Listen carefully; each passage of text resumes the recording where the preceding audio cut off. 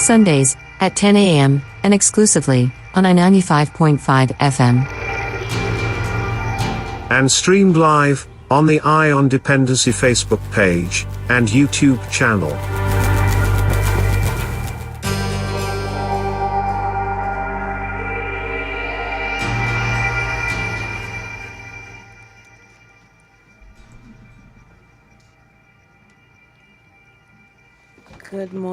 Good morning, and welcome to Iron Dependency this Sunday morning.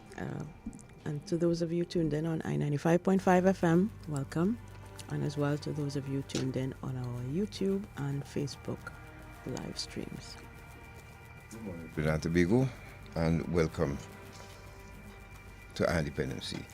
And as usual, when we had the Children Authority with us on, they were really, people were keeping their fingers crossed that we would have them again.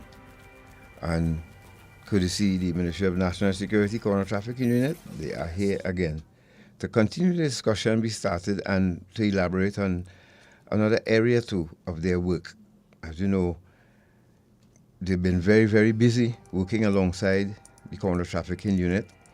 And there are a number of things that you don't know, of course, because, what comes to the public is after all the hard work have been done, but behind the scenes and their work that they do, it's really a lot of work. So we are happy to have them here this morning in studio with us. We have Ms. Taria Moore, who's the Acting Manager of Investigation and Intervention of the Northeast region, and also caseworker Gillian Bellamy.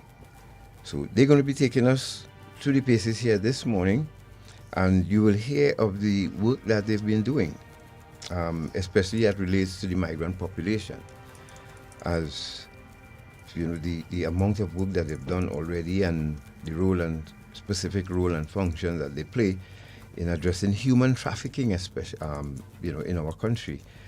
As you know, that's a serious issue that we continue to keep on the front burner. The Counter Trafficking Unit have been doing their best to educate you through this program so that you could understand. But how well do you understand it? And of course, we have visitors among us. Some of them are well entrenched now. And, sometimes things happen right under your nose and you don't know. So this morning you will hear all about that from these two ladies in studio here representing the Children Authority of Trinidad and Tobago. Ladies, good morning. Hi, good morning. Good morning. And thank you so much for spending the time with us. So let's get you settled in, and we're going to take a break. And when we return, we start the journey here this morning with Ms. Moore and Ms. Bellamy. And during our breaks as well, as you know, we want to stay focused too, because this is a problem that only affect us, it affects the migrant population as well, which is the issue of substance abuse. And some of the substances that are found or that are used against our citizens and those who dwell here. So pay attention to what you see in the breaks as well. Risks of mixing drugs, Counter Trafficking Unit, PSAs, and in light of that video that had circulated this week with children in a classroom using drugs, I think by now you all should understand our mandate, but I know it's difficult for some still to come to terms with what we're seeing.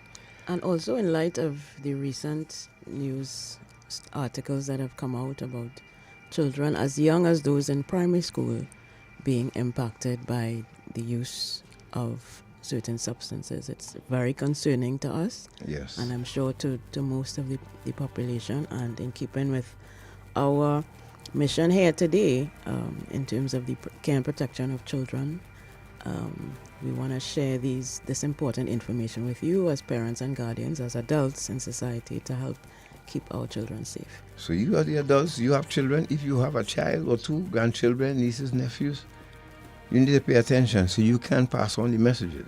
And some of them do listen, some young folks do listen, so I thank you for that. It's not easy for some of you to be up on a Sunday morning at this hour, I know, but thank you very much. So let's go to that break, and when we return, we start this journey with the Children's Authority of Trinidad and Tobago representatives here in studio with us. courtesy Counter Trafficking Unit, Ministry of National Security. We'll be back.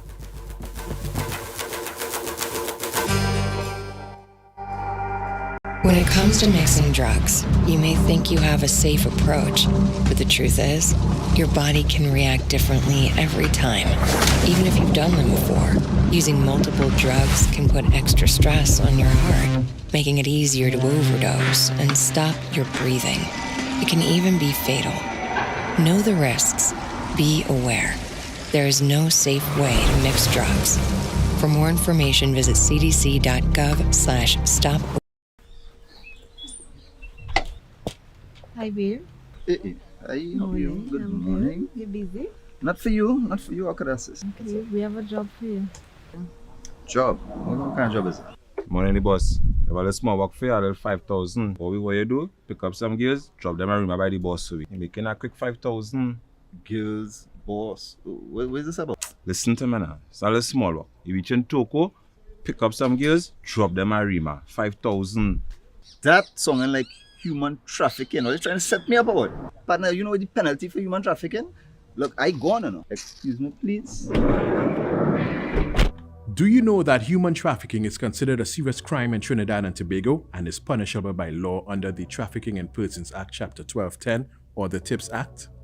The penalties for recruiting, receiving, transporting, or housing a victim of human trafficking are a minimum of 15 years for trafficking adults and a fine of $500,000, a minimum of 20 years for trafficking children and a fine of $1 million, a fine of $350,000 and imprisonment for 12 years for transporting a person within or across TT borders for the purpose of exploiting that person for prostitution, a fine of $400,000 and imprisonment for 15 years for persons who receive a financial or other benefit from tips, a fine of $500,000 and imprisonment for 20 years for any person who receives a financial or other benefits from trafficking children, an additional 15 years imprisonment for any trafficker who uses or threatens to use a dangerous weapon on a victim, or where the victim suffers serious bodily harm, or the victim contracts a life-threatening illness or is sexually assaulted,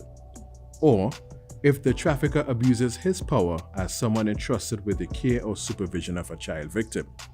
Imprisonment for 25 years for any member of the Defense or Protective Services or any official or public officer having the powers of arrest who commits an offense.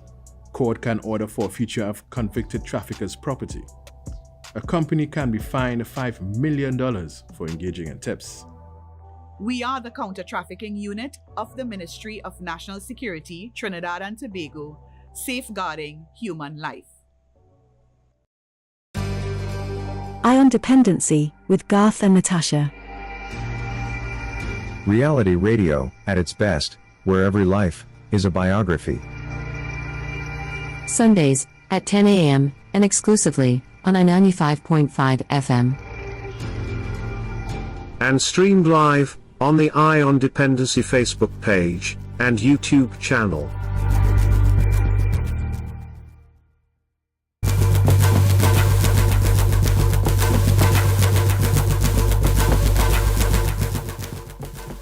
Thank you for staying with us. Good morning again. We are fortunate to have representatives of the Children's Authority with us this morning. We have Staria Moore, who is the manager of the Investigations and Intervention Unit of the Children's Authority, and Gillian Bellamy, who's a case management officer specifically for migrant children. So the first question we want to pose to these ladies, for those among our audience who are unfamiliar with the work of the Children's Authority, could you tell us about the role and function of the authority in Trinidad and Tobago? Well, the Children's Authority is a specialized government organization under the purview of the Office of the Prime Minister, Child and Gender Affairs, and our main responsibility is the care and protection of the children of Trinidad and Tobago, specifically those who are at risk of or have been victims of abuse and neglect. And so in doing that, we look at the rights of the child, we promote the rights of the child, and in every aspect of what we do, we try to ensure that every child is safe and has what they need to flourish in summary. And in doing so, what we tend to do is we would investigate allegations of abuse. Where we do find children are in need of care and protection, we may receive them into care if we cannot find a suitable accommodation and placement for them. We also the authority also license and monitors the children's residences. And so everything is really geared towards ensuring that children are safe, protected, and have what they need to flourish in life.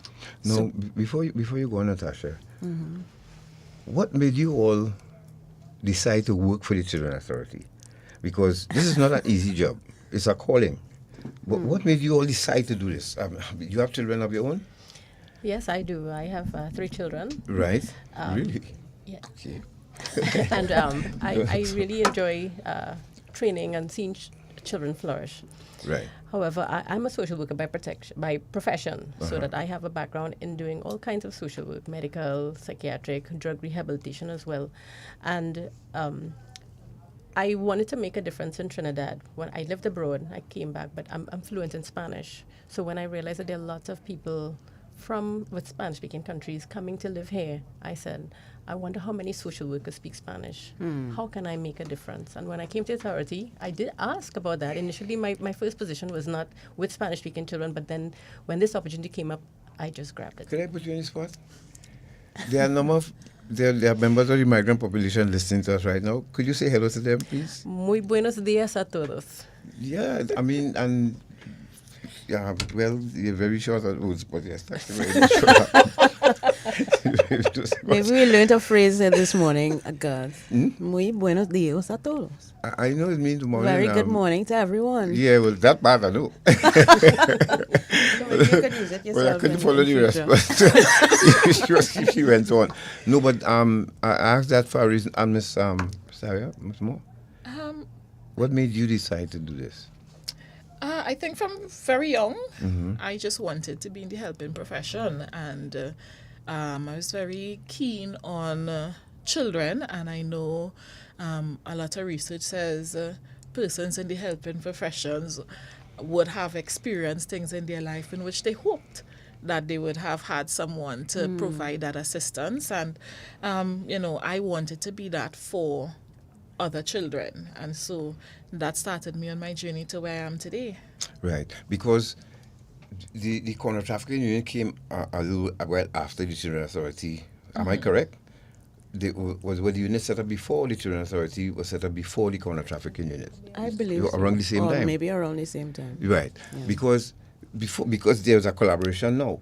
Yes. But before, let's say, has the workload increased post-COVID for you all? I think what we would have seen is certain developments post-COVID, which would have naturally been hand in hand into what was happening. So educational neglect was something that would have increased because children were not in school, but naturally during COVID, a lot of families were not able to ensure that they could cover costs for internet, devices, and all of that. So that was one thing we saw would have been increased.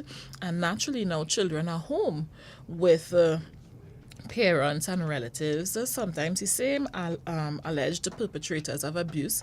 And because during COVID there would have been a lot of frustration, some persons weren't able to treat and deal with it, you would have found that there were some things that were on the increase. And so because there was that access, you would find that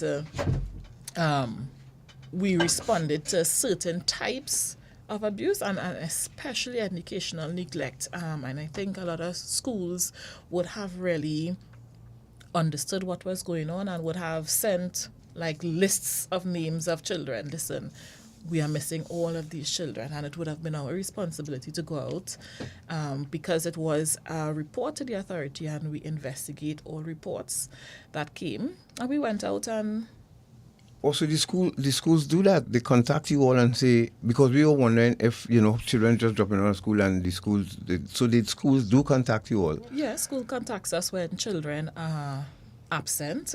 Right. And they are persons of trust. They are also, because they spend so much time with children, they are oftentimes aware of what children experience. And so naturally, because they report, they are mandatory reporters, they would call the hotline to say, X and Y is our experience. We have a particular student, this is happening, and they make the reports. For children and not in school, they would find Ministry of Education via their school social workers. They would also engage. And so when we go out, where no child protection concerns exist, we refer back to their student support services to continue action. Okay. So now there's a partnership between the CTU and the Children Authority. How did that come about? Because now you're all going to take on more work here now, right? Because this is a unit that's very busy.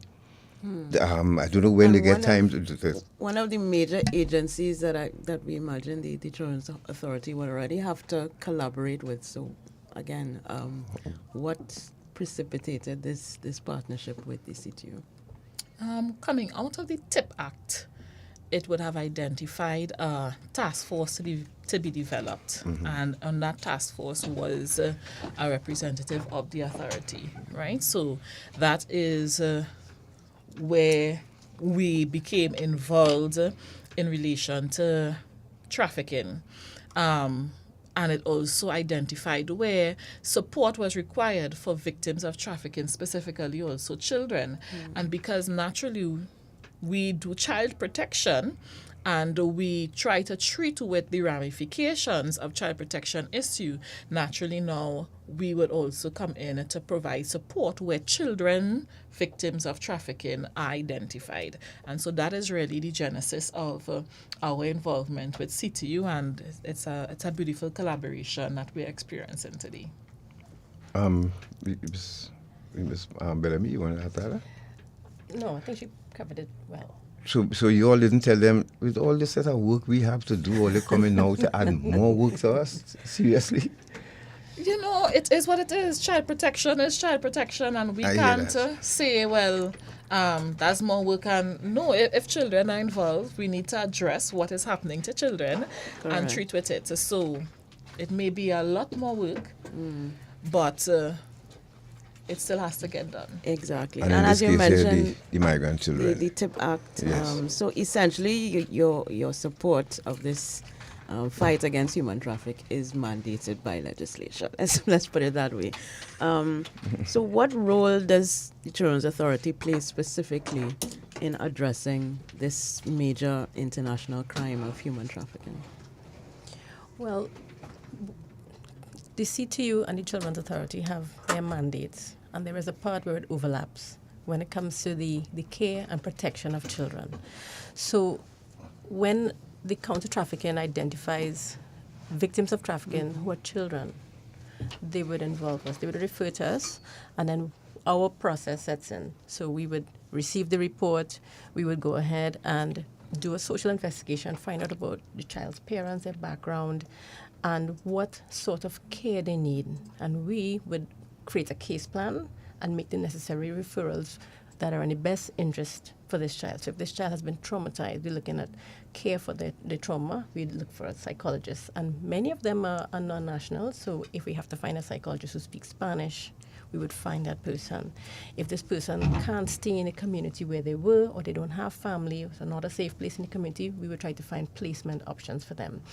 If this child is a child who is engaging in school, we try to get educational, vocational opportunities for them. So whatever specific need this child has, we would try to do an individual plan for this child, and we liaise with the counter-trafficking for medical, so whatever this child needs. And so we work together for the best interest of this child.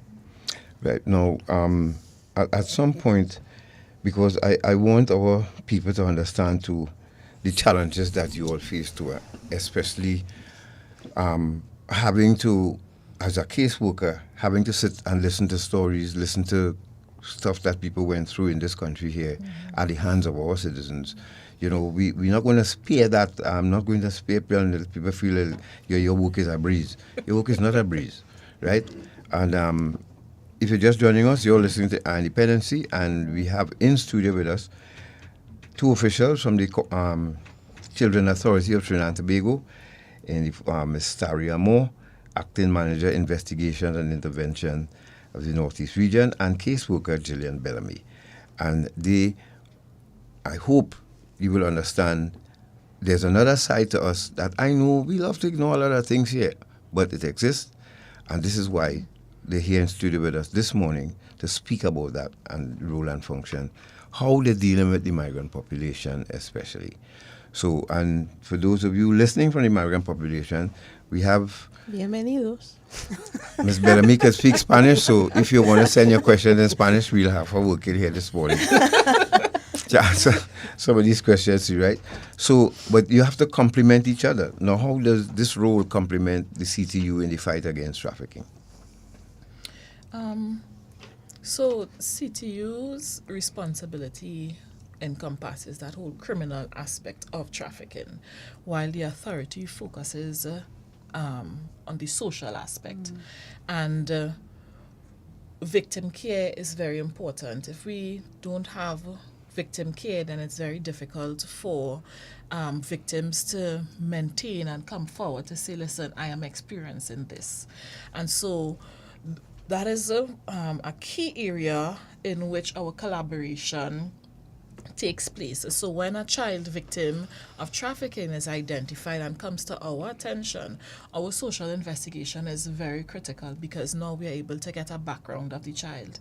We are able to understand what the child has gone through, not just because we want to hear a story, because hearing multiple of these stories also creates vicarious trauma on the person who's listening. And in this instance, it's one person hearing all these stories. But that social investigation allows us to come up with what is in the best interest of that particular child. And as we continue to manage the best interest of the child and put as much care into that child as possible, then what it does is provide that child with a certain level of psychological comfort, that they are able to continue on the journey in CTU's aspect, which would heavily involve the criminal aspect of it.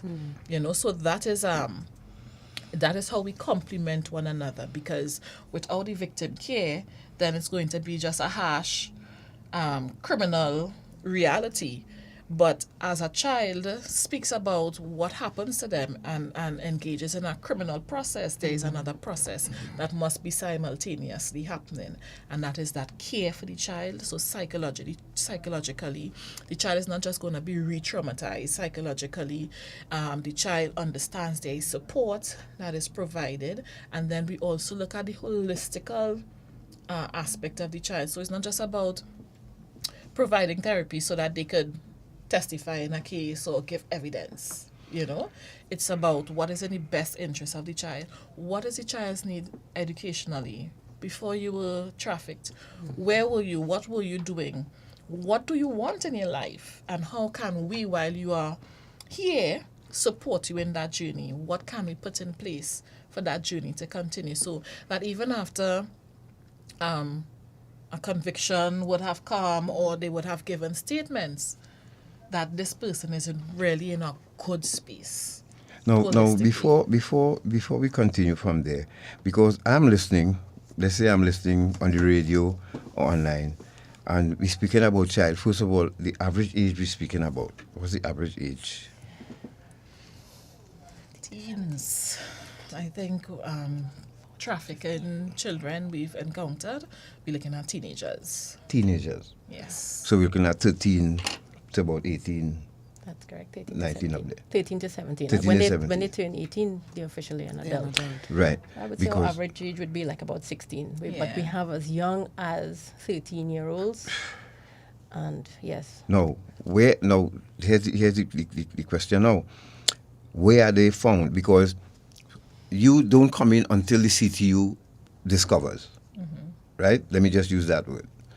So you get a call, okay, we have, where normally would these children be found? I think that would be a good question for the counter trafficking. Yeah. They are all over Trinidad. Oh, right. Sorry, yes. But that's okay. They would receive the reports. They would go do their police functions. When they find the children and identify that they're children, then we would get the call. And that's Right. where our function kicks in. We receive Right. the report, and then we have to determine whether this child can be needs to be placed, and we start from there. So this could be from house to brothel to hotel to anywhere that. There walk-in Community. cases, community cases, medical cases. Yes. You know, it really is a plethora of places that these children would be found. I think that's one good thing that the counter trafficking and other agencies have done, trained many persons from different professions in identifying victims of trafficking. What are the trafficking indicators? So, for example, there's a nurse, she finds that this child, a very young girl, is in the company with an adult male. They don't look alike, doesn't look like it's a relative. They call the counter trafficking unit and say, hey, we have a situation here, can you just come on screen? And then that child is picked up, brought into counter trafficking, referred to us if the child can't go back to family. So it can be from anywhere. It can be from a child running away. Hey, I just ran away from so-and-so place. Can you help me? I feel scared. We've heard of reports from quite a number of situations that children have been found or have come from requesting assistance or just been rescued. They haven't even asked. They've just been rescued, and they come to our attention. Okay. No, I had a question based on what Starra just mentioned. Is it the obligation of the state to pursue a criminal case in the case of a child being suspected of being a trafficking victim? Because I'm just trying to think whether is it always necessary to pursue a criminal matter in a case of this nature? In terms of, I believe the state has a duty to explore. Right. Whether a case actually pursues criminally, that would be based on policing matters. Right. So the police would be able to determine that more than anything. But when we talk about, because I just want to say child protection also, any child victim of trafficking, that's a child protection concern. Right. And where child protection concerns are, perpetrators ought to be brought to justice, Yes. right? And that is in keeping with also letting persons know we're serious about it. But there are cases, and there may even in the future be cases where a child really isn't, based on their experience and their psychological functioning, able to support that. And so that's where policing comes in. And if police, based on their work, can have a case put forward, then they do that. But yes, definitely, perpetrators of injustice against children should be brought forward. How best that is a matter police is able to determine more than we can. Where we could, we work with the children to support children in providing a statement to the police or so. Evidence. Yeah. That they need to proceed, Because I'm just thinking about how you go about preparing or guiding a child through that process, because the criminal justice system for an adult is a terrifying one, intimidating one. So I'm just thinking about a traumatized child, a victim / survivor of something as heinous as human trafficking. Being prepared to go through that process must be a challenging endeavor. And one of the major things is therapeutic intervention, because a child just have to be able, and any victim of a crime have to be able to now, process their experience. And in processing that, they would be determining if they want. And then there's also what we call client right to self-determination. And so if I don't want to pursue a case, I just want to forget it, then that should be honored. Okay. And again, in cases like those, police have their work to do in seeing if there is a case outside of using a witness statement from this person or not. But for the children, once they're able to get a therapeutic intervention, and through that they are able to provide the statements, then that can be had. And if it at this point in time it isn't possible, we continue with the various interventions. Not just because we want it to end up there, but because they really need it, and they ought to receive those interventions for their safety and best interest. Good morning to you, people of Trinidad and Tobago. Welcome to Dependency. If you're just joining us, in studio with us this morning, officials of the Children's Authority of Trinidad and Tobago. We have Ms. Taria Moore, Acting Manager, Investigation and Intervention of the Northeast Region, and Ms. Gillian Bellamy, Caseworker at the Children's Authority of Trinidad and Tobago. Good morning to you, the YouTube family. Thank you very much, as usual, for your continued support. Those of you on Facebook and those of you on the radio. We're going to take a break. And when we return, we're going to hear some of the challenges that the Children's Authority would face sometimes working, against human trafficking, because, there are people who don't want this to stop. And children are a target too as well. Whether they, voluntarily or involuntarily, they find themselves caught up in this nasty game. We're going to hear more about that when we return. All right, so stay with us. We'll be back. And remember to pay attention to the information in the breaks as well. Okay? Thank you very much.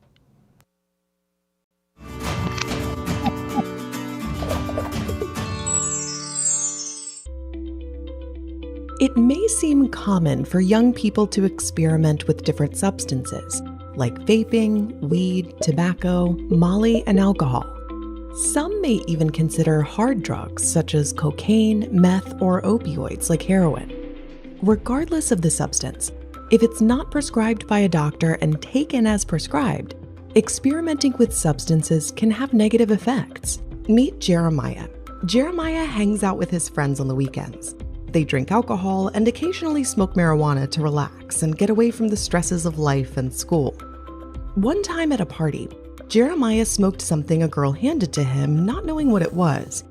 Later, he found out that it was K2, a synthetic type of weed. His friends told him that he was hilarious and started acting crazy, and that they couldn't wait to party with him again. Jeremiah was concerned because he has no memory of what happened. He wants to be with his friends and have a good time, but he hated not remembering and doesn't want to take another substance like that again. He also feels new pressure to be the life of the party and act a certain way. What happened to Jeremiah is all too common. You start out taking one substance and end up taking something else. A danger in using any substance that isn't prescribed to you is not knowing exactly what it is you're taking and how it will impact you. Unfortunately, young people are being exposed to substances that can have dangerous physical and mental health consequences.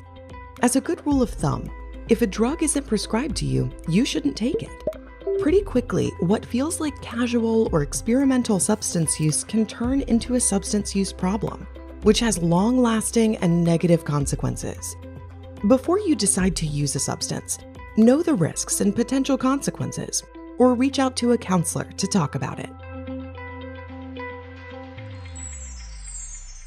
Morning. Listen now, I has noticed something out. Them new people on the bureau day. Where's that?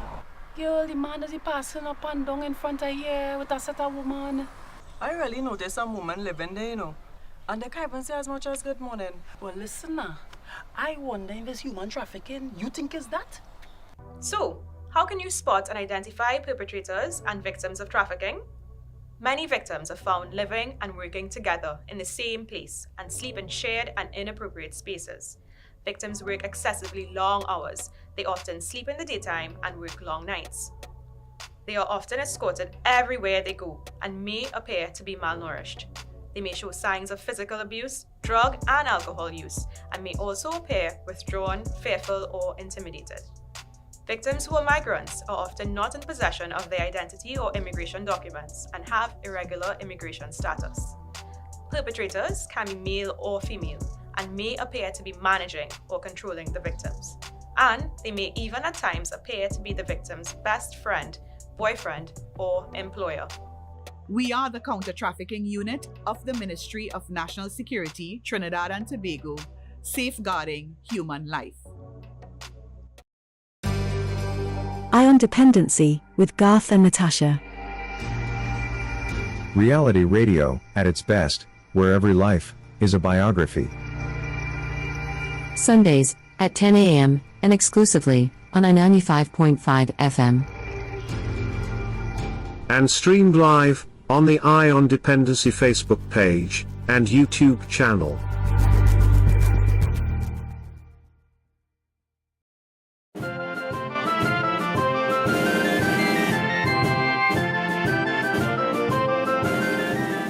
And I was a bit of a rebel myself too.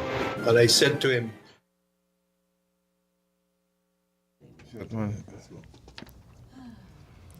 Thank you for staying with us. This is Eye on Dependency, and we're talking about child protection, care and protection with officials of the Children's Authority, Miss Staria and Gillian, if I may, of the Children's Authority's Investigations Unit. And we want to continue our series of questions that Garth mentioned before the break. We wanted to talk a little bit about some of the challenges that you experience in trying to offer these services to those children in need. All right, so Garth, if I may, would have alluded to one challenge that caseworkers face. So we hear these stories and it impacts us. So we have a level of trauma that we have to deal with. Thankfully, we get a lot of support from the authority to deal with this. We have very supportive managers and staff members who work along with us. Right. Another challenge so they give you an opportunity to detox. Yeah. Let's say yes. As part of our training, we know to do self-analysis to know when you're feeling traumatized, stressed, when you need to take a break. However, besides this, we debrief after cases. We would talk. Sometimes it's a bit beyond. It goes beyond that, where we may need to take time off. We are sent home, or we have the option of going to therapists to talk it out. We have colleagues in the field recently, and I was very appreciative of this. I was sent on a trauma training session, so it helped everybody in the room identify their trauma and develop coping mechanisms. Right, so that's one good thing. So that challenge, so far, I've been managing. So you all go through a lot of emotions like anger, resentment. Sometimes you feel sad. Sometimes would you all break down too? I mean, there's no shame in saying it. Sometimes you go in a room and cry and then come back. Before I was a caseworker, I was born a human. I'm human. Right. It's only human. Yeah. Yes. Go so yeah. Another challenge that we find in dealing with victims of human trafficking, we have a large percentage of Spanish-speaking nationals. So we have children with needs, and for us to reach them, we need to reach them in their target language. So it would have involved finding people to help care for them who speak their native language. Instead of just bringing in a translator and just only at certain times have a translator, you have people who speak the language. There is a small pool of psychologists who speak Spanish, who are native Venezuelan. So we have to try to access that small pool, right? We have limited placement options, and we have to bring these victims in this place that may not be resourced as we would like. So as a caseworker, I'm always looking at what can be better for this child. Educationally, do we have the programs in place to cater to their needs in the target language, things that are interesting to them? Maybe these children have dropped out of school and a school environment may not be for them. Maybe we need to look for a vocational program. So we have to find the resources to match these children's needs. So sometimes that can be a challenge, but we've had organizations working along with us. They may run some short programs or hire some short-term staffing to help meet those needs. So far, we've been working with what we have and getting quite a bit done. I think also one of the challenges, especially when it comes to victim care needs to be timely. So we can't know a child requires something and it takes 7 months to get that child the support they needed in that specific area. And so that timeliness is a challenge because we're working with a small pool. Sometimes we have to be very innovative in how we get these victims the support that they need. And again, a small pool. When it comes to education, we have our legislations, so it's not as we could get them into a primary school or a secondary school. One, even if they spoke English, it's not as simple as putting them in a school to get the education that they deserve. So those are some challenges when it comes to legislation and their access. We find innovative ways to have the children receive the things that they need. But also, and we bless God for the cross-national collaboration that takes place. But again, it really bugs to the timeliness because when we have to engage organizations in that child home country, it takes some time. And we can't negate the fact that we're going across borders sometimes to ensure children have what they need should they return home. So those things are, it challenges us. It is a challenge, but we have, I think during COVID, everybody was talking about pivot. It was like a buzzword of COVID. Yes. It's a buzzword of what we do at the authority. In that moment, we have to think about some sort of alternative we can come up to meet this child's need. And so we are grateful for the many organizations that assist us when we come with those unique requests for the children. But it in essence is still a challenge. We have such a large migrant population that requires services in child protection in general. Yes. And because it's, for instance, one caseworker for the migrant population, it's quite difficult to get to all the children we need in that timely fashion. So sometimes when we get to them, it's, it's a little ways off. Also, when we think about placement, a child who's been trafficked, they came with no relatives, no family. And I want to put a plug out there because we have been trying to have our a foster care system, including migrant persons, Spanish-speaking persons who have interest in migrant children. So for those who are listening, if you are so inclined, please reach out our hotline and say, I am interested in becoming a foster carer for migrant children. Yes. So that is another challenge. Foster care for migrant children. Yes. Foster care. Okay. Yes. No, I understand. So that migrants who are settled in terms of their immigration status here can apply to foster children. So right. So I guess RCDs can reach out to some of the people in her neck of the woods to see if they're Children, interested I don't in know that. if you wanted to say that in Spanish for our Spanish-speaking listeners. I can. Yes, please. Buenos días a todos. Estamos compartiendo información de cómo los hispanos que están viviendo aquí en Trinidad pueden dar apoyo a los niños que necesitan donde vivir. De vez en cuando hayamos situaciones cuando niños necesitan un poquito de ayuda, apoyo, no tienen dónde quedarse y estamos buscando familias que están dispuestos y quieren recibir apoyo y entrenamiento de ser padres temporales para esos niños. Si están interesados, pueden comunicarse con la autoridad del niño a nuestro número de teléfono gratis 996 o 800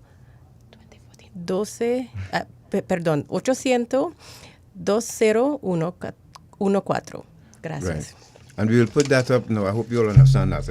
No, and we will put the number up on the Facebook and YouTube channel so you all can access it as well. But well done, Ms. Bellamy. Thank you very much. I'm sure they appreciate that. So, but if I'm a local now and I want to be foster parent, tell us how to go about that. Because I'm sure that you have to do strict investigation before you hand over someone's child to a foster carer. Tell us how that. Correct. To be a foster carer, it's a process.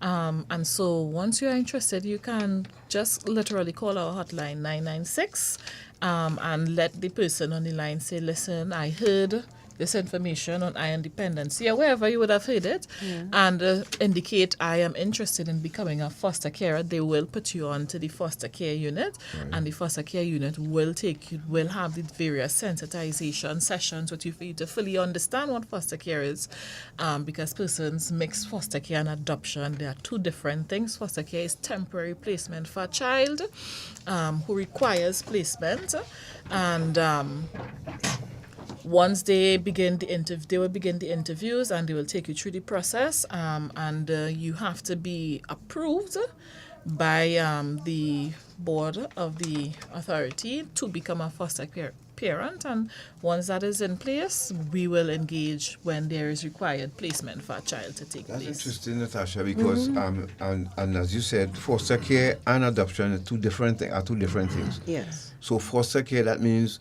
will the state provide funding for me to take care of the child? Yes, there is a support that is provided for foster carers who are caring for children. So we provide that. But it's not long term. Because you said it's temporary. It's temporary. It's placement is temporary. Yeah. So for the duration of the placement, that assistance is going to be available to you. Oh, right? Interesting. So it could be as short as 1 night, 2 nights. It could be a few weeks. It could be for a few months. It could be up to probably even years. Right. No. But the understanding is that that arrangement is a temporary arrangement. This child is not going to become yours at the end of the process. I've learned something today. Now, what about what happens now when a bond takes place?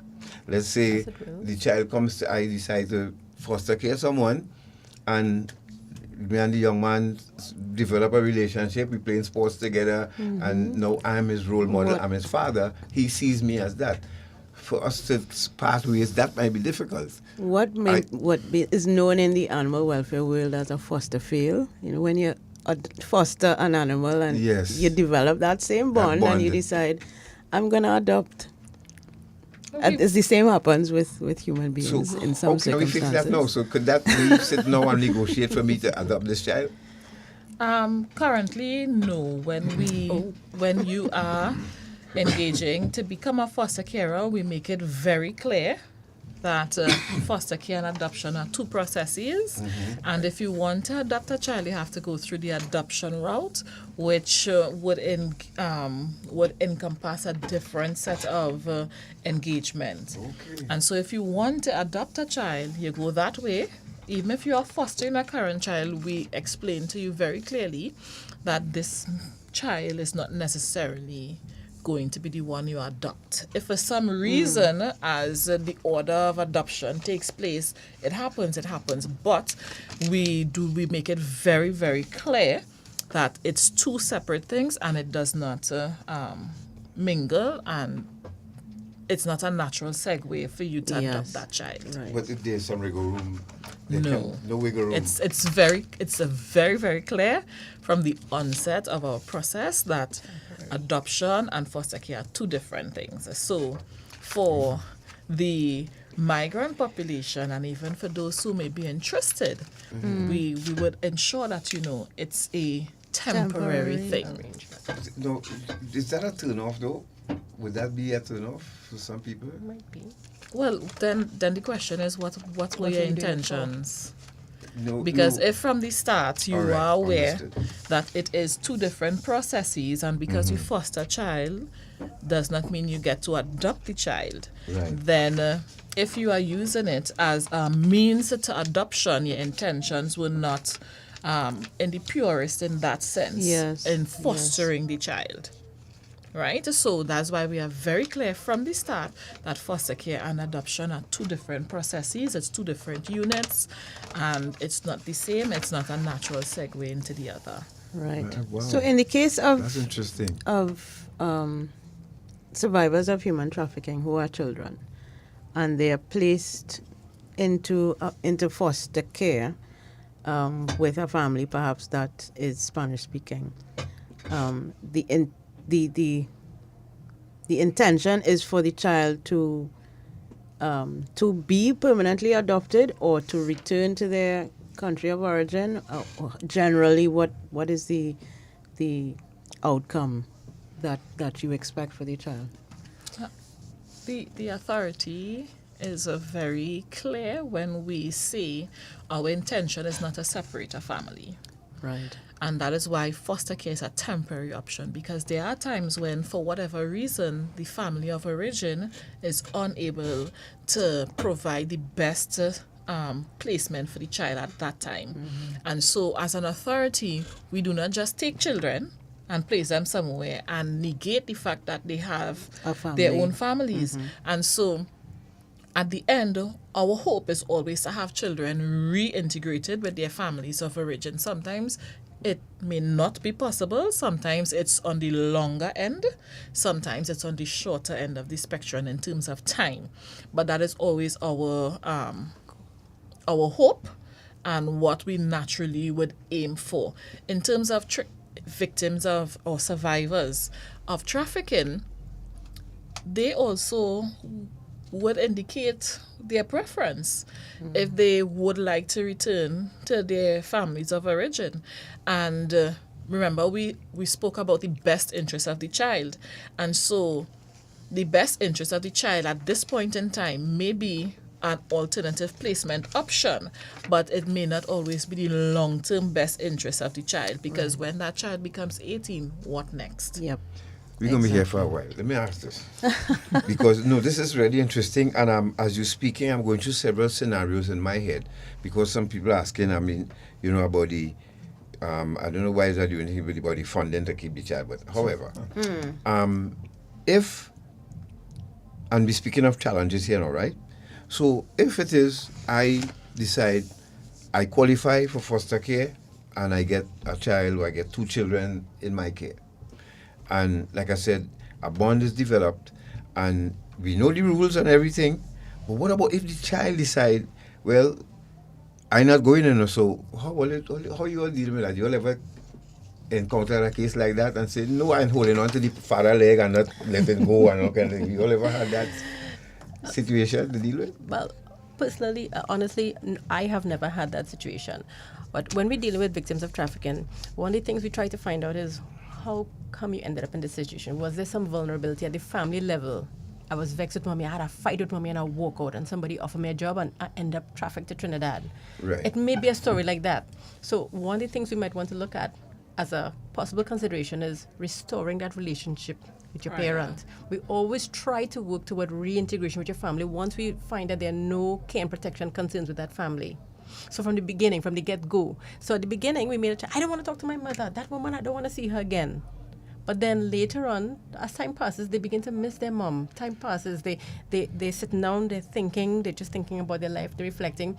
As they do their psychology sessions, their mind goes back as to what happened, how did I get here? Right. And we facilitate that. If we have to make arrangement for joint sessions with mommy, with the person they had the problem with, family therapy, all of those are things that we can offer to help them restore, and then they start working.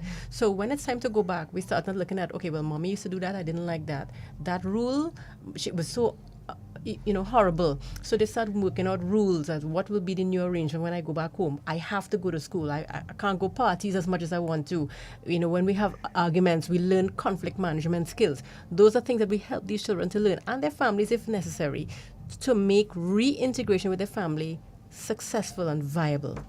And that explains why the foster care arrangement is always a temporary one, because if the end goal is to reunite the family, right, then that could happen in a matter of weeks, months, or years. Right, but they're not getting away so easy, because if it is that where I came from, we had outhouse, black and white TV, had a tote water, and now you put me in foster care with 52-inch TV, a little pit bull in the yard, swimming pool, you name it, it works, because I live in the life here now. How you expect me to want to walk away from that and go back to Porta Potty? You're serious? No. Deal with that now. I could give a little story. We had a 7-year-old child in care, right? His circumstances were very unique. And very quickly, as his caseworker, I made arrangements very quickly for him to have supervised access with his family. Now, his family is not in Trinidad, so everything was virtual. Now, he was in an institution, and his mom would ask, or his granny would ask, what did you have for breakfast? I had 2 hamburgers.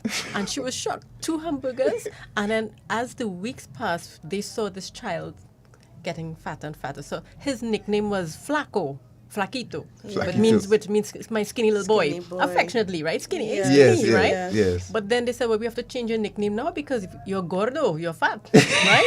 And then, but he began realizing there's differences between back home to emphasize your point.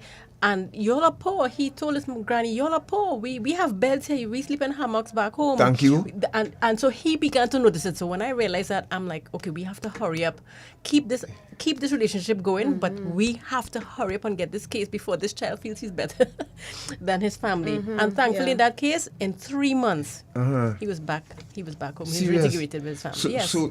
So there's a deep programming that happens to this child, and somebody asks a question in Spanish, Natasha, yes. Facebook. Basically, she's asking if children can speak with their parents, and as Jillian just described, yes, they can, because at the end of the day, the goal is to reunite the child with his or her family. And he went willingly? Of course. He went willingly? Of course. He was happy. He was happy. Because those bonds were being reconnected. We kept up the relationship, you know. They would sing songs to him.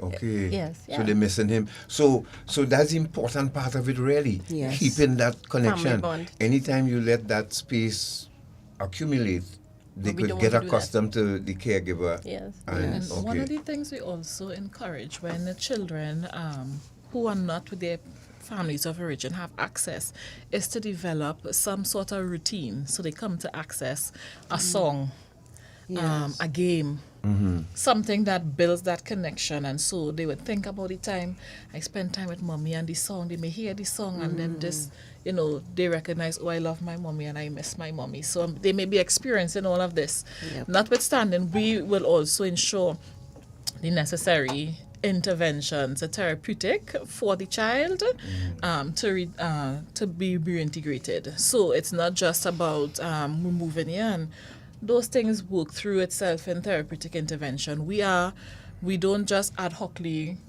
say time to go home. Remember, we've developed a plan for this child. We are seeing the progress of what is happening. So we may see the parents did X, Y, and Z down the list, and we know, okay, these things have been accomplished, these things have been accomplished to the child, so the time is drawing near, and so our activities and the things that we do is geared towards ensuring that this reintegration is successful, right? So we do have, and we do try as best as we can for it, and we also recognize, especially for children in care, the court is also involved in the process. So the court may determine time for the reintegration and ask how we're going to make it work or how we're going to do it.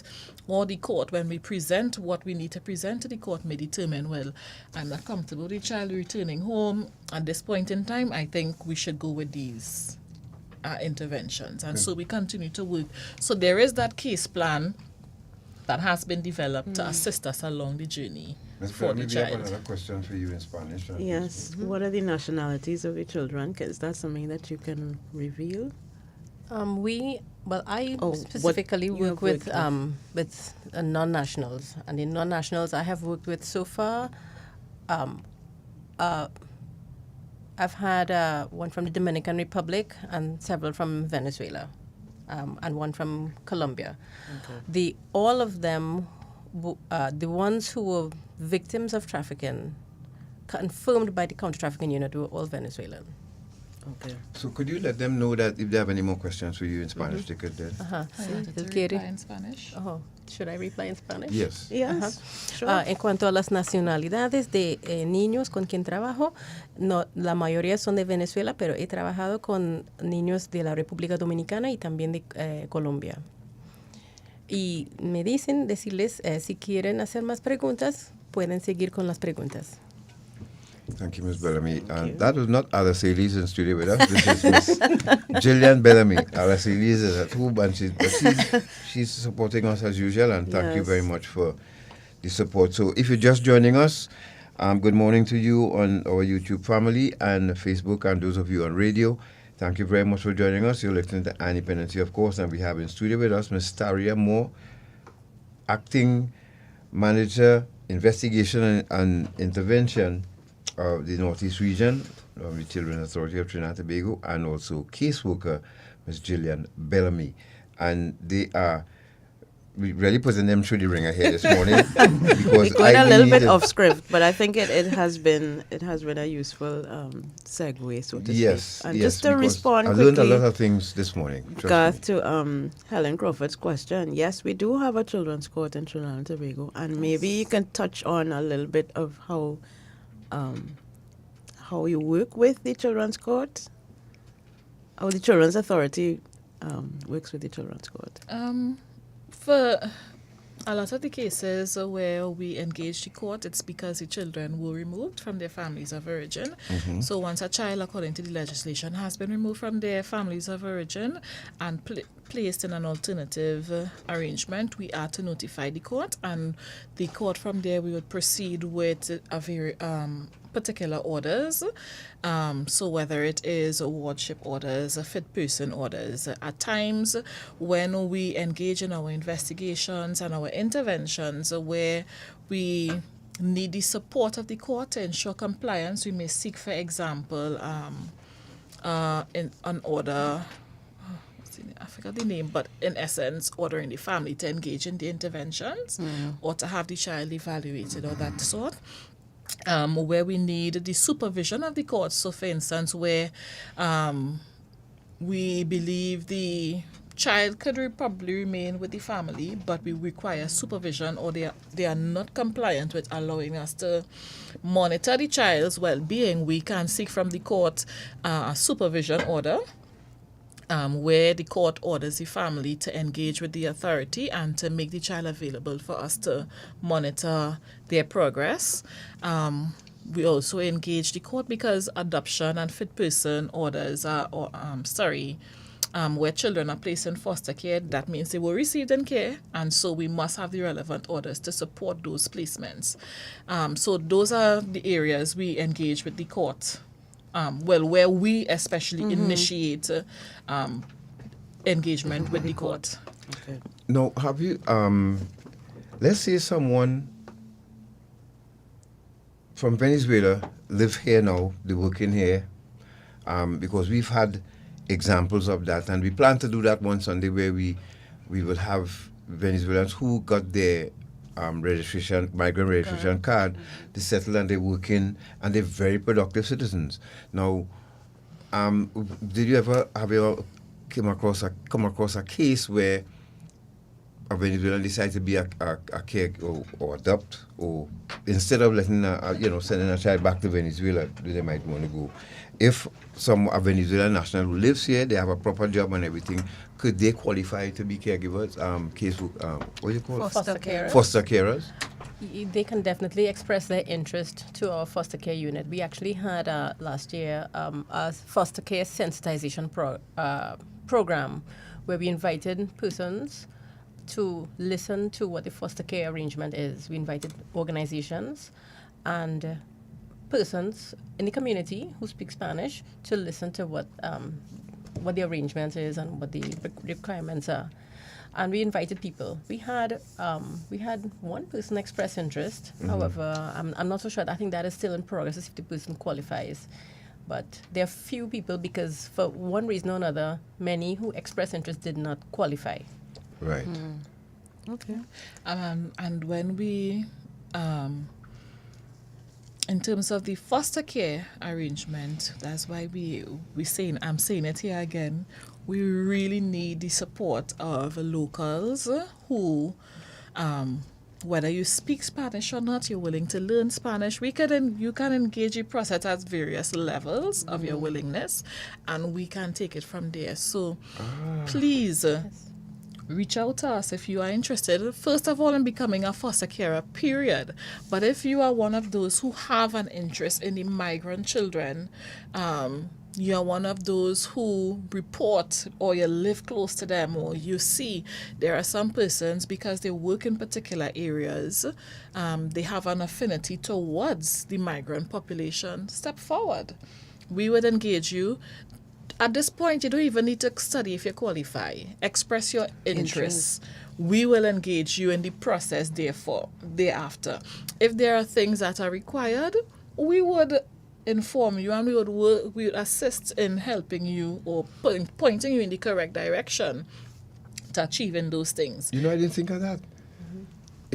Because yes, I'm a local, and the child speaks fluent Spanish, do you all provide a book for me to help with this child, communicating with this child? Well, it might be a good way for you to learn Spanish if you I know, would like to. I've been planning to learn Spanish 5 years now. I don't mean you have to go and foster a child, you know. But seriously, you understand where I'm coming from, right? Yes, persons who have an interest, definitely we will support their efforts. And remember, as a caseworker, I would be making arrangement for this child to begin learning basic English so that on both ends there's facilitation of communication. And of course, with our support and the support of the foster care caseworkers, there would be interaction to supervise, monitor how this placement in the foster care arrangement is working. So there's a lot of support. Yeah. For Trinidadian families, English-speaking families who want to foster a non-national child. You know, this is I'm like we're peeling an onion here because I'm just having more questions just jumping in my head. But before he comes up with something else, just to continue with the collaboration with the CTU, are there any other, I mean, you've shared a couple so far, any other impactful cases or success stories that resulting from the collaboration that you would like to share? If you're just joining us, you're listening to Dependency, and we have in studio here Ms. Taria Moore and Gillian Bellamy. They are both officials of the Children Authority of Trinidad and Tobago who are really representing well here this morning, and we thank them very much for their time and effort that they took to come here. Of course, courtesy the Ministry of National Security Counter Trafficking Unit. And Ms. Taria Moore is the Acting Manager Investigation and Intervention of the Northeast Region, and Ms. Gillian Bellamy, caseworker. So I have a beautiful case that was, I was so proud of how the Counter Trafficking Unit and the Children's Authority worked together for this child. It was a young boy, and he came to our attention because his mom was trafficked, and she managed to get away and reported to the authorities in Venezuela. With the collaboration of the police in Venezuela, the police in Trinidad, counter trafficking, they identified where the child was. The police got him. We were alerted. We arranged placement, and in the next few months, we put everything in place. He didn't seem to be traumatized, so I didn't engage a child psychologist for him, but definitely English classes, placement, recreational activities, and supervise access between him and his grandparents. In his case, he had 8 grandmothers. That's another story, because it was his neighbor was a grandmother, his mother's grandmother, his father's grandmother, the auntie was also a grandmother, and the grandmother's mother was alive. So he had several. I didn't understand. I didn't believe him at first, but it was really true. And the supervised access, and then assisting him in working with the police to provide evidence. So I would arrange the forensic interviews and make arrangement for transportation for him. And in very short time, that case was executed very smoothly. The court was supervising the whole process. When it was time for reintegration, the Venezuelan embassy, the officials in Caracas, they all worked very well together to have an official come from Venezuela and take the child back. He was successfully reintegrated. He was the one I was telling you about, Granny, you all are poor. Hey, in Trinidad, I'm rich. So in very quick time, we were able to get this case, to bring it to an end, a successful end. And it highlights something. We could always look at ultimately a reintegration as a success, but I want to highlight how successful our collaborations are, because this wasn't just the Children's Authority. It was multiple agencies on the ground in Trinidad, multiple international agencies involved in the case. I mean, some of which we may not have known. We probably would know, but in terms of the intricacies of what was happening abroad. And even for other cases, when we talk about our challenges in obtaining services for the children, when agencies here say, we engage them and they say, well, no, we can't, but we could put you onto here, or we could provide this. Sometimes we don't want a child to come into our care. A child may have a family that he could be returned to right here in Trinidad, but contingencies may prevent that, and we could engage another local NGO who could provide placement for the child and the family, extended, So for me, that is such a beautiful aspect to highlight, because it's not just Children's Authority two hands clapping, or Children's Authority and CTU hands clapping. We have so many agencies we work with locally that assist us, international agencies or NGOs on the ground who provide support when it comes to services for survivors of trafficking and their families. So when we say therapeutic intervention, we're not just talking about the child because the child is here. We make arrangements as far as the parents in Venezuela to become involved in the process. So you all about to engage the K9 unit as well? I don't know where you're going with that. I don't know. But we have a question on that come up in my head. No, I Facebook. I don't want people to feel I just talking stupidity. No, but where you going with that? All right, so if I decide to be a foster care and I have 2 Alsatians in my yard, this child speaking Spanish, how them dog understand me? Oh Lord, where are you going? I don't know how that came in my head. We would have already engaged the foster carer to ensure that the proper security mechanisms for the dog not engaging with the child would have been put in place before the child is taught was placed certain there. commands in Spanish. But I never thought of that before. How, Natasha, you never thought of that? I mean, how?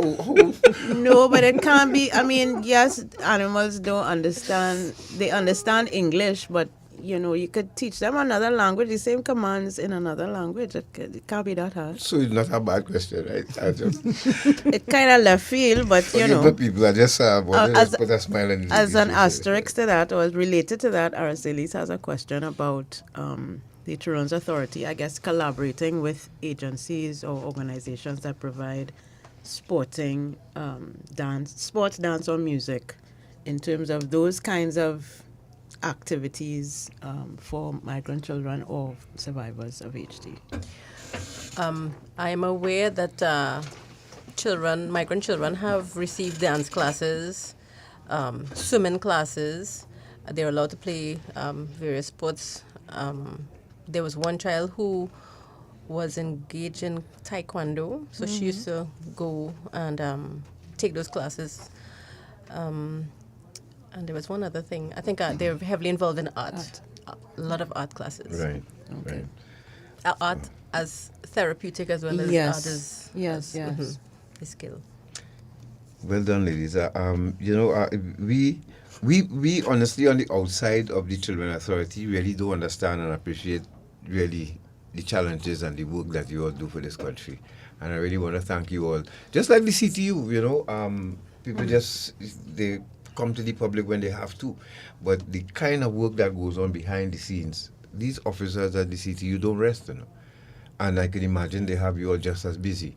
So, we want to thank you all for your service. And I was about to ask this question: what measures are being taken to protect children from, let's start with human trafficking? Because I was going to ask to, have you all ever come across a case where somebody applied to be foster care and then you all had to terminate the service? I think this was addressed in the JSC not too long, where we would have identified one at a time which had to be terminated because of abuse perpetrated while the child was in their care. Physical abuse? I can't recall at the moment, but I just recall that we would have actually alluded to that in the JSC. Did the child report it, or you all have? I can't recall how it went. Right, but when because this part, because I want persons out there who are interested in that to understand how serious this is. So when somebody is in foster care, the Children Authority pay visits to these homes regularly? Yes. How often is that? And could you tell us about that? Well, we monitor children in care. Right. In foster care, I can't say how often necessarily. I'm not in the foster care unit, but I based also on the needs of the child and the experiences, it might be more frequent than others, but definitely there is monitoring that takes place, and that monitoring is not just of the foster parent. We also monitor the child's well-being, their interaction with the foster parent, their education, their intervention. So when we say monitoring, when we monitor, we look for holistic we look for the holistic nature of the child. So we monitor, we ensure that they're in school regular. If we're doing a monitoring in school, how frequent they miss school, do they have all the things that are required of them for school? Are they doing homework? Is the parent involved in the life of the child at school? So when we say monitoring, it's not, hey, the child come to school, all right, no problem. And that's it. No, we speak to the teacher, the principal, as far as is necessary. And some of it also is unique in terms of the child's circumstance and experiences. So in foster care, the children are monitored. And also, when a child is before the court expects an update. So every time the court hears the matter, we produce a report for the court to say, these are the experiences of the child. This is the opinions of the child. These are the opinions of the foster parent. This is what the school has to say. Oftentimes, the child may have an advocate whose job is really to put forward the views of the child, and that is also put forward to the court. So there are many ways in which we monitor, and so we are very keen to ensure that children in foster care do not experience the abuses that they would have prior. Yes, very important. Now let's switch a little bit to community outreach. There was a question on Facebook a little earlier about making the information about foster care accessible to the migrant population. So how often do you all conduct those kinds of activities, reaching out to people, not just with foster care, but about awareness about human trafficking, about the care and protection of children to specific communities? Or what communities do you target with this info?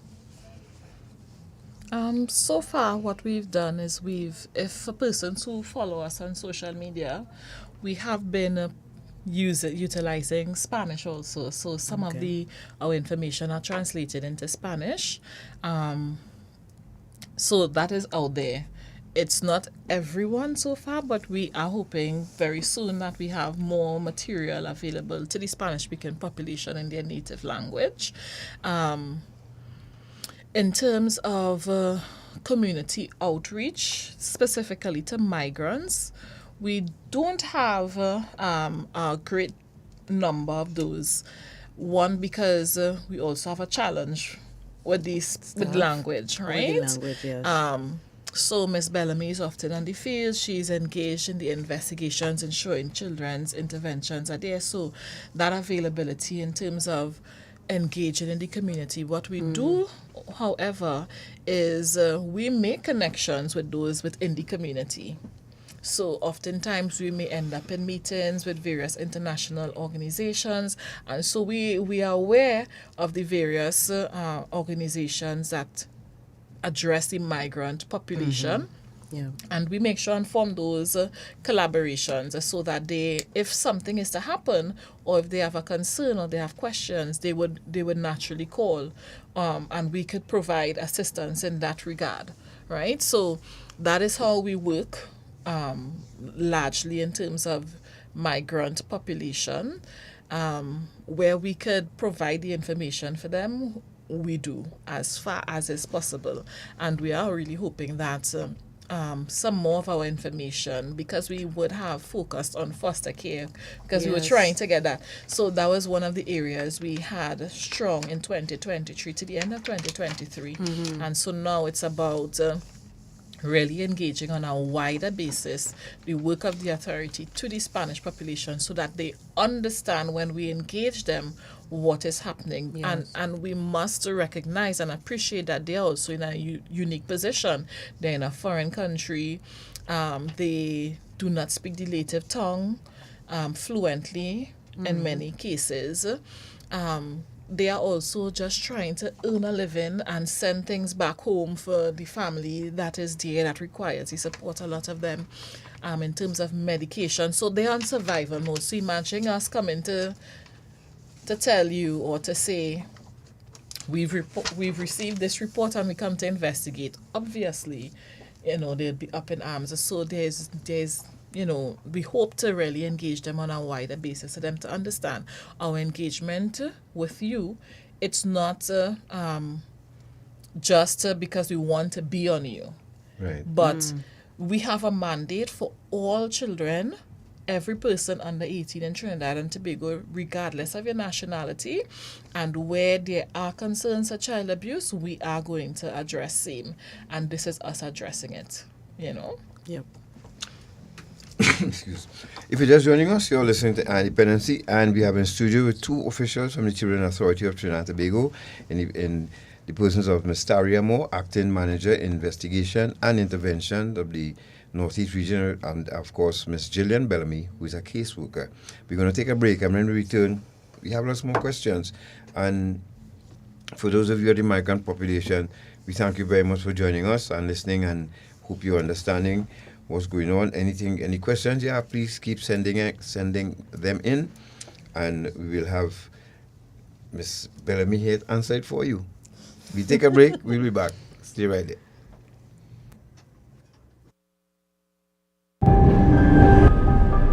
The drug landscape has changed.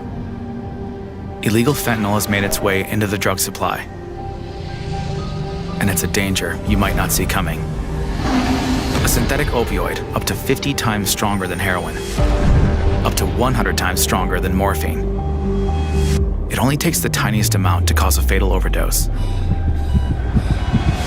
A fraction of a raindrop, or 3 grains of salt. Your drugs don't come with an ingredients list.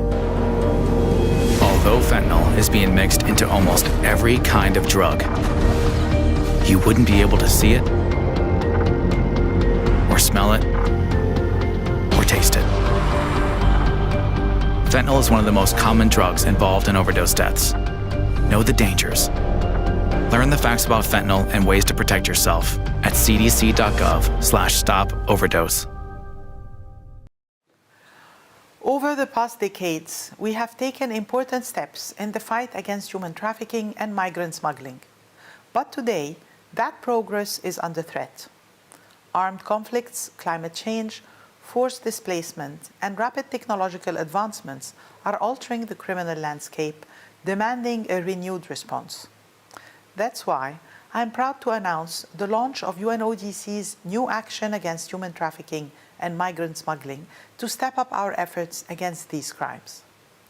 Building on our cross-cutting mandate, we will focus on the nexus between human trafficking, migrant smuggling, and other forms of organized crime, including cybercrime, money laundering, and drug trafficking. We will increase our support to victims and give a voice to trafficking survivors. We will prioritize the fight against child trafficking, as children account for a third of all victims detected globally. And we will deploy dedicated experts to the field to bring our expertise closer to countries in need of assistance. As the guardian of the UN Convention Against Transnational Organized Crime and its protocols on trafficking in persons and smuggling of migrants, UNODC is committed to building member states' capacities for stronger responses. Let us end the exploitation of the vulnerable, bring perpetrators to justice, and help survivors lead a dignified life.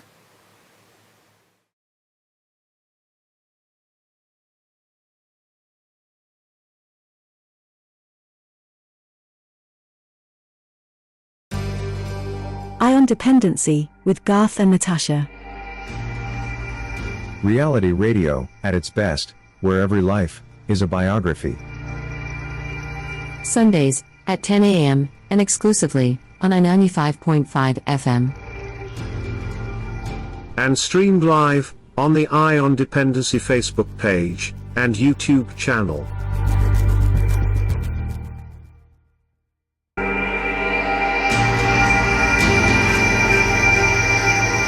Thank you very much for staying with us. It's 11:25 a.m. and you are tuned to Eye on Dependency. Thank you very much for joining us if you're listening on I-95.5 FM or on our YouTube or Facebook live stream. Thank you very much for joining us for this conversation about child protection as it relates to migrants and survivors of human trafficking. We have Jillian and Staria in studio with us from the Children's Authority of Trinidad and Tobago, and we have learned so much, as Garth mentioned before the break. We learned so much about not just about what the Children's Authority does, but some other related issues, including training of dogs to respond to Spanish commands.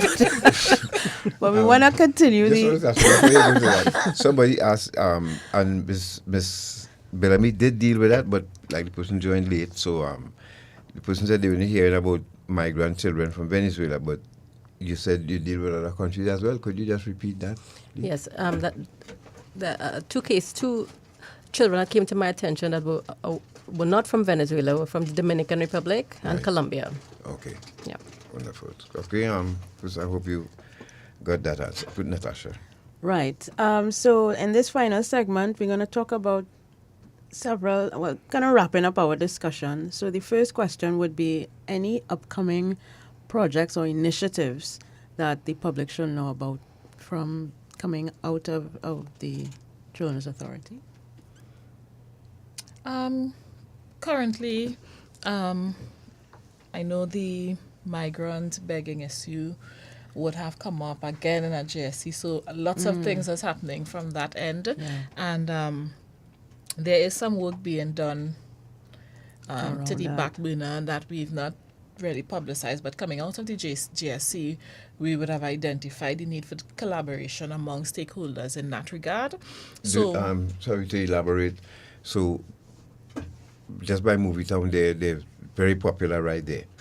In the baking sun, yes. They would be there with their children begging. So you all have plans dealing with that? Yes. Wonderful. Yes, because a lot of people call and spoke about that. Yeah, the last time we had Catt on, that was one of the subjects that we dealt with, and we again reminded persons that if you see these persons on the roadways begging, you should take a note of what you see, who you see, the ages of the children, of the adults, and how many there are. And please call the Children's Authority and make a report. It is not enough to just take a video and post it on social media, because you're not getting help for these people. You have to make a report and make a report that is detailed enough so that they'll know when to go and look for these people, what they might be wearing, what time they may be there. All of these things. So when you're observe so that you can provide the information to the Children's Authority to address the situation. Yeah. Maybe you might want to address it, and if you don't want to, please don't. But what advice? Because it breaks my heart and it breaks a lot of people. There are people who will pass them straight, but then they come and they knock on your glass, and would you ask people to not engage them or continue to engage them until you all come up with a solution for them? Well, many of these persons have very difficult socio-economic circumstances, and we do understand that. However, if we reward an activity that's basically illegal, then it will continue. So what we try to do when we engage these persons on the street, we would talk with them and let them know gently that we're here to support. We're here because we care. We understand that your situation may be difficult. However, it is very difficult and it's against the law to have these children on the street, right? And we make a social investigation and put them in contact with resources to assist them to be off the street. We have done that. We work with the police. The police may respond I may respond, or together we may respond, or even our emergency response team of the Children's Authority. Those three have responded. Just this week, we did some work with international organizations and some training on responding to these children. And while it is not illegal for somebody to assist these persons, we want you to know that there are other ways to assist them. You can make donations to various organizations who can use that money to supply them in a more dignified way, because these children are out in the hot sun. We've been sent photos of the children in the rain. And I'd like to add that if you call into our hotline, what would help myself, the caseworker, or the emergency response team, if you give us your phone number and you could give us real-time information so that when we are in a position to respond, you may be able to help us to know, is the person there? Because to leave Port of Spain or leave Chaguanas, to go to Maraval, go to Hazley Crawford, or go to San Fernando, wherever they are, we may not find them, which has happened to us on many occasions. We go, they're not there. If we can get real-time information, then we can punch and have an effect, right? If you call in your name, you don't have to give your name. If you call in a number, once you're willing to provide information as an anonymous information giver, then I'd be very happy to call you, give you my number, and I can reach that person in real time and have that conversation with the person. And that has been very helpful when persons leave their number. You don't have to leave your name, just a number to help the persons responding. I think we want to recognize if this is a usual plea you'll make, or other agencies, because we have been receiving the calls. Some are very detailed as possible, and I want Trinidad and Tobago to know that we do respond. We are not always successful and respond. At times we cannot respond right away because we may be already engaging in another matter at the time, but we do frequently. Sometimes we just don't meet them. Sometimes engagement is difficult. If it's, for instance, a non-Spanish speaking caseworker happens or to stumble upon a situation engaging them, and then it's very difficult to engage. But I also want to just slip in here that it is not just the migrant population. Correct. And we really want Trinidad and Tobago to understand that all children should not be begging. And if you do see the case where there are locals, because we've received cases of locals, and I'm certain if you sit down and you are from particular areas, your mind could just track back, you know very well. So even the local cases of local children and local families also engage our attention. So don't assume that it's just the migrant population we treat with when it comes to begging. The legislation related to begging, it's across the board in Trinidad and Tobago, whether you're from another Caribbean island, a Spanish-speaking island, from Germany, from a first world nation. Once you're here, there is not something that is promoted for children. Before asking if something could answer that question, Ms. He's Bellamy? asking how many children are trafficked per year. I don't know that you would have those numbers. We don't have that details in terms of how many children are trafficked every year. Can't answer that now. But what I can say is that number is probably unknown to us. Because, for one child that we might get, that child knows of so many others who are out there that will not. Could you say that in Spanish? Ok, el número exacto de personas que son víctimas del trato de los seres humanos en ese momento puede ser desconocido. Nosotros no sabemos exactamente, pero puede ser mucho porque por cada niño o niña que recibimos, ese niño o niña sabe de otras niñas o niños que están víctimas todavía en la comunidad. Yep. All right. Moving on. Aside from each other, how do the CTU and Children's Authority collaborate with other stakeholders in the fight against human trafficking? Because there are many others, as we know. So we've had collaborations from a number of agencies. in terms of provision of services. So, for example, we have UNHCR, who has supported us internally to have our translation services available. So we have UNHCR in that regard. PADAF, who provides support in terms of engagement in services, whether it's to children or to their parents or adults in their lives. UNICEF, we've had collaboration with UNICEF, Families in Action, UNODC, IOM, other Spanish-speaking agencies. And in some areas, in terms of training, that is a big thing. And I think when it comes to trafficking is a distant thought until you actually meet someone who's been trafficked. Yep. Or you've come close enough to trafficking issues. And so that type of awareness and training, even within the authority, we really appreciate. So we've had a lot of training in terms of trafficking, recognizing indicators, understanding what trafficking is, through the various agencies. Again, we've had our translation support provided to us from UNHCR. In terms of Families in Action, they've been a big support in terms of services to the children in therapy. Other agencies in terms of where we could refer children to, so child-friendly spaces. There's one agency in Malakasita who provides services to the children, to migrant populations, and so those we engage through referrals for the services. So those are some of the other collaborations and how we engage the stakeholders.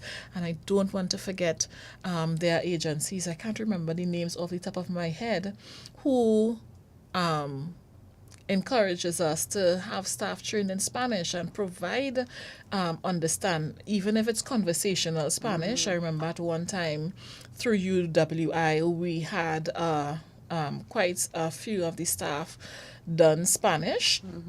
And there was a couple others where it wasn't just the language but understanding the culture of the population. Yes. So we are not going to be ignorant when we go in there of what is happening. And we've also collaborated with Family Planning Association. They offer services. Our collaborations even in terms of national agencies when children require services beyond emergency services, so psychiatric care, medical services, assisting the children and having persons and having births registered and all of that. So there's a lot of collaboration and a lot of work that goes into any one particular child that comes to our attention or family that comes to our attention. And so we really appreciate the stakeholders who engage with us, and also Ministry of Labor. Yes. Right, because I think persons tend to think about trafficking only in the area of sex, but what about labor? Correct. Right? So children under 16 are supposed to be in school and not engaging in work. So Ministry of Labor, in terms of when we do get cases that require some attention, we don't go in because we don't want to spoil the work for another agency. Yes. So we have to collaborate on how we're going to engage this particular case to ensure that both mandates are achieved without sabotaging or undermining the process of the other. Yep. So those are some of the areas we collaborate when it comes to stakeholders in the community. Very good. And it's interesting too, and I hope that persons listening who may know of other organizations that can provide, as you mentioned, child-friendly spaces, different kinds of activities that children under the care of the Children's Authority may benefit from. Feel free to reach out to the Children's Authority. I'm sure they'll be happy to speak with you and engage with you so that we can provide as wide a range of of services and activities for these children as possible. Yes. If you're just joining us, you're kind of late, but as usual, you can go back to our Facebook and YouTube channel to get a rerun of the program when we're done. There was a video circulating recently, and as parents and people from Children Authority, it involved children using drugs. Now, I asked Shortman to blow out the picture, but I want the officials here to tell parents and how we view, especially the adults, the appeal to the adults in our country to stop giving children drugs, please, because these children, unless they're planting the drugs home, they have to go get it somewhere. Somebody giving it, some adult giving these children drugs to sell and to use. Now, I think this video kind of ties in with the next question in terms of how the public can support the efforts of the CTU and the Children's Authority, not just on human trafficking issues, but child protection issues. I think the what has to be pointed out here is the sharing of videos like this is problematic. Yes. And we have to acknowledge that. But so that's why we blowed out. Yeah. I asked Shortman to blow out the video to a point, but I want you all to see, and it ties into what we have been discussing on our dependency for ages. And it breaks our heart now to see that since Mrs. Manning was the Minister of Education, we have been warning that this is going to hit our schools. Yep. And sometimes it's a daunting task, ladies. I want you all to know too that the work that we do as an NGO is really daunting, believe me. And when we were offering the advice how to close the gates, I won't say nobody listened, but nobody paid attention. Just like what's happening in Tobago right now, we tried to warn that drugs was going to permeate our schools, were going to invade our schools. It was going to, and now we have children brave enough to be smoking in classrooms and showing it that both male and female. I know it breaks your heart when you see this because you are the Children's Authority of Trinidad and Tobago. And these are children. Don't mind they feel they are big men and women. I don't know what makes them feel so. But because they're teenagers. It just breaks our heart to see what they're doing to themselves. Yep. So it's in this regard that we want once again, ladies and gentlemen, all of these children are under 25 and they are damaging their brain cells at a very early age.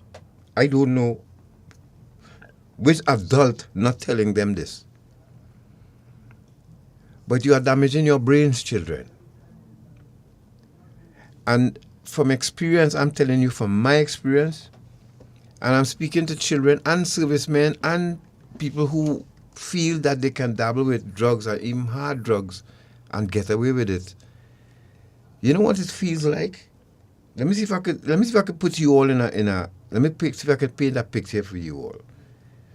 You know what it is to get, let's say, a dishonorable discharge from the service, or you get kicked out of school. It's similar to being dropped in Matlot Forest and you have to make your way to Blanchisseries in the night with only the clothes on your back. You think you could survive that? It's not easy, children. And to you, the parents out there who giving children drugs, those of you who selling children vape instruments, I want to put you on notice that we are damaging a generation of our children that may never recover because the drugs that I used long ago is not the same drugs they're selling now. It's totally, totally different. Now they're concentrating on making money. I mean, I don't know if I could use this language. Back when I was using cocaine, they concentrated on quality. Now they're concentrating on quantity, which is a different thing. But so now these drugs have fentanyl, meth, ecstasy, you name it, they're putting it in these. What these children are smoking, you all know? Anybody could tell me? The adult who give them the drugs to use.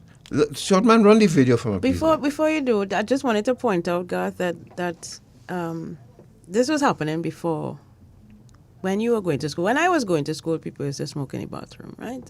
The difference now is what you just mentioned in terms of the quality and the type of drugs that are being used and experimented with by young people, and also the fact that it's being recorded, put on the internet, and you know that it lives forever once it's uploaded, right? So I think those are the additional harms that we have to draw attention to as well. And then your future, because remember now, when you go for a job, they're asking for your social media handle. On all social media platforms that you're on. So imagine let's say this is a zone you're going through here, and then you go for a job, and they pull up the video and show you, isn't this you? How you I mean, really? Like I said to the adults again, the adults we have no different way, because I remember playing man and passing on a block and playing ice, standing up and even listening to what's going on in the block. This is send us home. The adults back then used to chase the children home. Now you adults now encouraging children on the block, giving them drugs, giving them hard drugs to carry to school to destroy other children. Are you for real? Play the video, please, short man.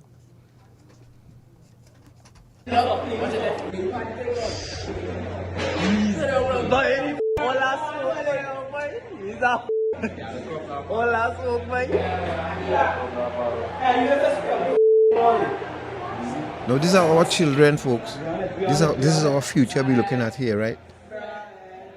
How you explain to them when they end up in prison, the person who gave them the drugs to use? You're going to go look for them? You're going to help the family now take care of them? Or you're going to help the mother with a visit bag? What are you going to do? We are pleading to you, the adults out there, once again. Please protect our children. We have the Children Authority in studio with us this morning, and I would like them to please say, could you endorse what we're saying here, please, by begging the adults and drug use with our children. So I want to just pull the legislation. Thank you. And in the Children's Act, Part 567, number 35, a person who exposes a child or causes a child to be exposed to a dangerous drug or a substance having an effect similar to that of a dangerous drug commits an offense and is liable, A, on summary conviction to a fine of $5,000 and to imprisonment for 9 months, or on conviction and on indictment to imprisonment for 5 years. 36, a person who gives or causes to be given to a child a drug, a dangerous drug or substance having, again, not the drug, a similar effect to that of the drug, except upon the order of a medical practitioner, commits an offense and is liable, in addition to any other penalty prescribed by law. And they list out the penalties. 37 addresses a person who uses a child or causes a child to be used as a courier in order to sell, buy, or deliver dangerous drug or substance, because sometimes parents say go down the road and Uncle John will give you that for me. Right. And it's something wrapped. Child might not be aware, but that again is an offense. Yes. Right? And so take a look at the legislation, the children's legislation. And from number 35 go down for some time, you will see how much of an offense it is to expose children to drugs. And when you were talking, I listed 3 particular things that children learn by what they see. So a lot of children using drugs see drug use. Yes. Whether it is your parents use it, and now we have the decriminalization, they could have a certain amount of plants and whatnot. Parents might roll, they might, engage in the drug, and the child is in the home. Primarily, it's not do as I say and not as I do.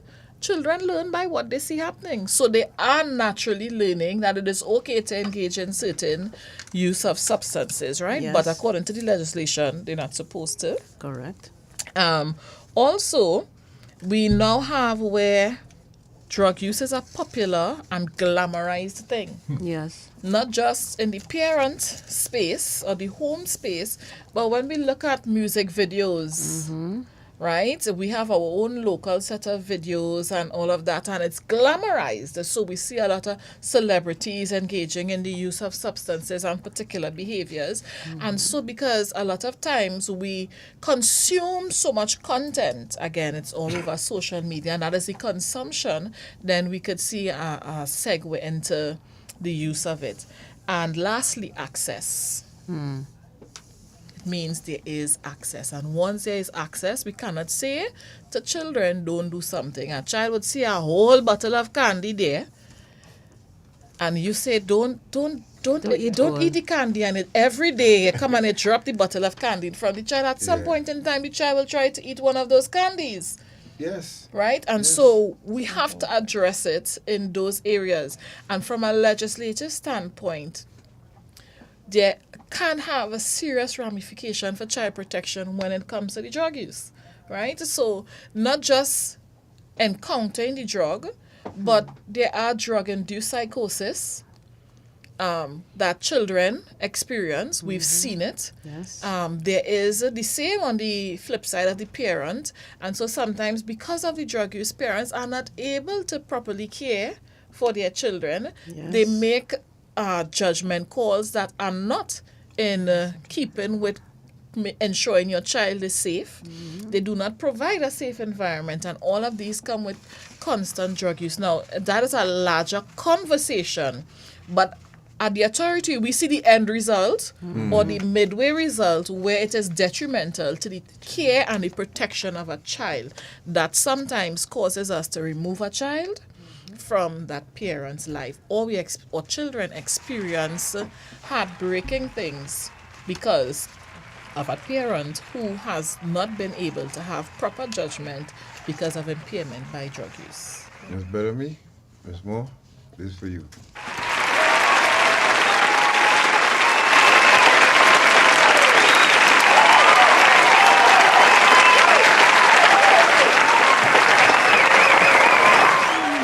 That's for you, ladies. You all were wonderful here this morning, as usual with the Children Authority.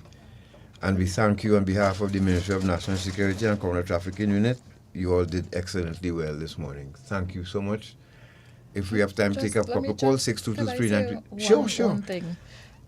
You know, our slogan says child protection is everybody's business. Yes. And if you see something, say something. And I just want to make it look at trafficking. If we look at what we do naturally at the authority, child protection, you'd recognize in trafficking is the contravention of child protection. So labor, education, sexual abuse, neglect. And so I'm not going to say, if you see this in human trafficking, call us. If you see something in natural care and protection that isn't right, say something. That can save someone in a trafficking situation. It can save a child who's not in a trafficking situation. But if you see something, say something. It's all of our business to keep every child safe in Trinidad and Tobago. Let's take a call. Hello, good morning. Thank you for joining us. 6223937. Good morning. Good morning to everyone. Morning. Okay, I have one thing to say this morning, right? You see, what the government did with the decriminalized marijuana, I think that today is a bad today. I think it's a bad thing they did today. Like, it's a really, really bad thing. So I think the government should reconsider that again. Okay, sir. Thank you very much. Yeah, I think I think what happened is that not enough education was done with that regard, and again, instead of saying each person in a household could plant 4 trees, it should have been down to 4 trees per household. That might have cut down, because we decriminalizing marijuana and people still getting arrested for it. Correct. And they did criminalize possession, but we haven't addressed the supply side of the business either. And children now who parents plant marijuana in their home have access to the same marijuana that they could carry in school. Correct. Hello, good morning. Good morning. Morning. My son was saying something in the kitchen to media, and as he finished speaking, you came on and said the very same thing he said. I mean, it was like word for word. He also went on to the fights in the schools, after school, and so on. And I remember all those things happening since I was going to school. So it's nothing new. But we have where we can film it and so on. Not that we are condoning it. But the focus must be on the adults, the people in Parliament, and what they are projecting to the community and to the children of this nation. That is where the focus must be if we really want to clean things up.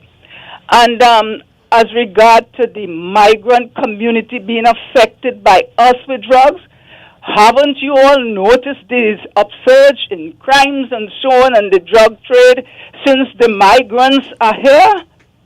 Migrants is where people used to go for the drugs before the migrants started coming here. So how come we are responsible? Listen, they can teach us, and that's what they're doing as regard to crime and criminal actions. Added to which, earlier on, there was a call for people to open their homes to the migrant children again. I remember some years ago, the Haitians had some difficulties. I think it was an earthquake and so on, and it was really bad for them. And the call came out if people can open their homes and hearts to these people. I knew one woman who was ready for them because she worked with them in the United States, and that was long before they were demonized as barbecuing people and all of this kind of thing. And she worked with them, and she knew the type of people and they are, and she was ready. And that whole project was abandoned because nobody opened their homes to the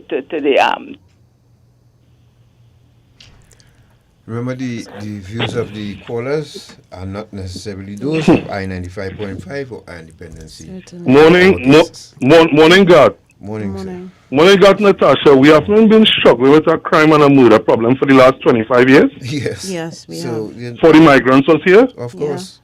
On the west there, last night there, some sad information from some relatives. I see that coming. And who you think did that? Right, the let us go on here. I said Paula, 2 years.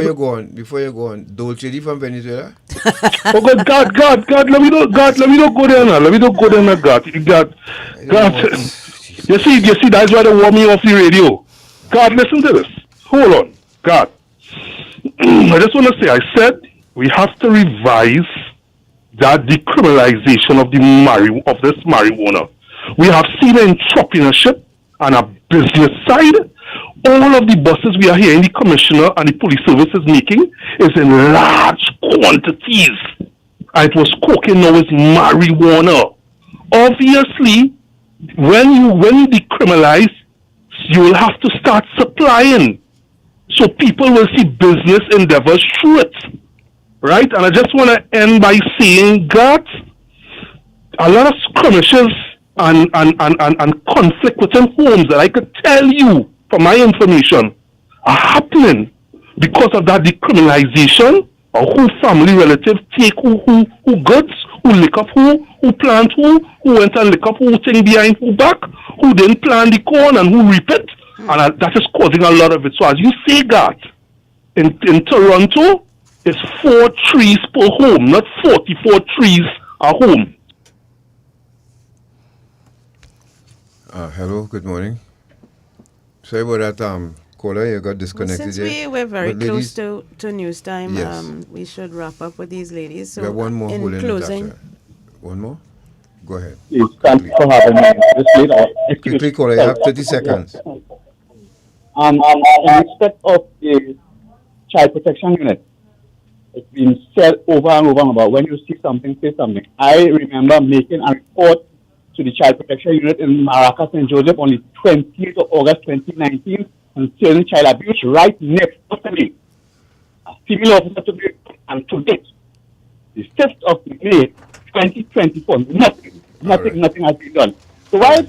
All right, caller, we gotta go. We have the Children Authority, not the Child Protection Unit. So you have the Children Authority's number.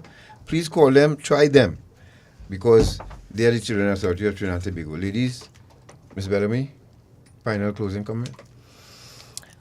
Trafficking in humans is a heinous crime, and when children are victims, it's very heartbreaking.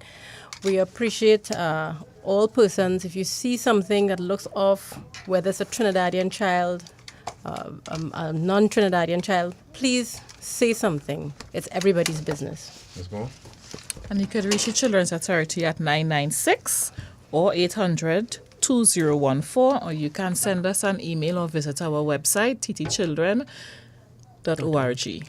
Thank you. Ladies, you are wonderful. Thank you so much. Thank you for your sense of humor and for being such good sports. And we, of course, we will see you all again. Take care, right? And we thank the Ministry of National Security, Counter Trafficking Unit, for facilitating this once again. Take care, Indeed. folks. Thank you. Good Goodbye. afternoon.